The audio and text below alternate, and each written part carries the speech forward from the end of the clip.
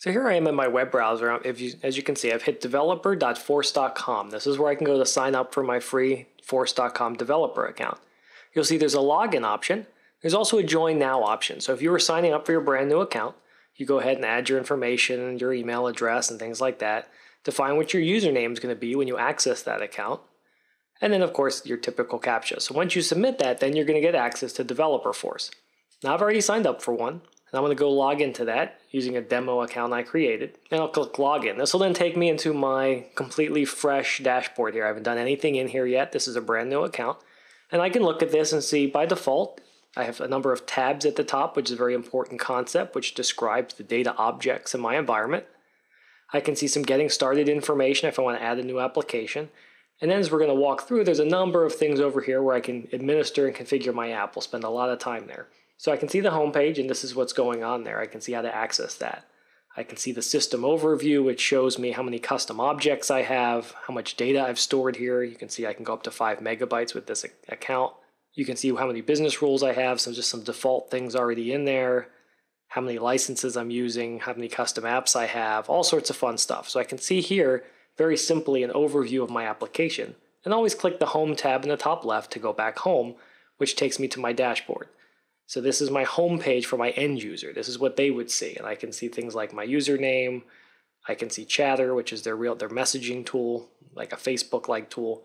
And I can see some other things configured here by default. To get back to that setup screen, you can click on your own name and click on setup. This will always take you back then to this management configuration, this setup configuration. So let's go ahead and create an application. So I could hit the quick start wizard. There's an add app button here. And what this does is quickly say, what is the name of your app? What is the main data object? And it creates it. It throws the tab on there and you can instantly walk through the application. For us, I want to do a little something different because we're going to build our real app. So instead, you can see here under app setup, there's create and then apps. As you can see, nothing here that I've created so far. So let's go ahead and do new. I could do the quick start again here. I'm going to click new. I'm creating a new custom app and I'll click next. What do I want to call this thing? What is the main thing that this thing is? So what I want to call it is, we're going to call it candidate management. So our scenario, as we're going to walk through in a moment, will be describing political candidates and managing donations and things like that. So I'll go ahead and create that name, and it'll by default set the app name as well. I'll click next. It'll ask for a custom logo. If I want to replace the Salesforce logo in the top left, I can insert my own image. We won't do that here. We'll just click next. And then to ask you what tabs do you want to include. So really, what data objects do you want to include here? We're only going to use a few of the ones from the main type. So we'll take contacts over and we'll take campaigns over. But you can see here's all the sorts of things that I can include, things like accounts and cases. All this comes out of the box. You can see how you could very quickly and easily start using this application. We can move reports over if we think we're going to use that. That sort of thing. So we can see all sorts of data points that we might want to move over, and we can move that over at once. We'll even move dashboards over. I think we're going to use those later.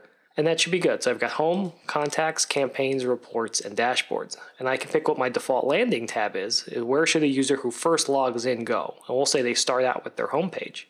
And of course I can reorder these as well. If I think reports should be at the very end, I can move that to the very end and so forth. I'll click next. Finally, I'll be asked about profiles, which we won't worry too much about yet. We're just going to keep this as is.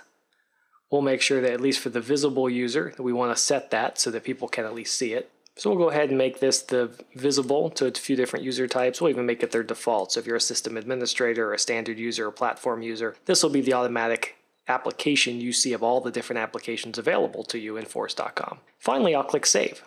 Once this is done, my candidate management application is ready to go. I can go over here and switch to candidate management. And as you can see, now I'm in my candidate management application. All I have is contacts, campaigns, reports, and dashboards, just like we chose. And I can go to something like contacts, and I can see contacts here. This is the quick view. I could add a contact, create that, and save that, and that would show up in the list. So immediately I'm able to click through the tabs that I've chosen and see the things that are supported in my application.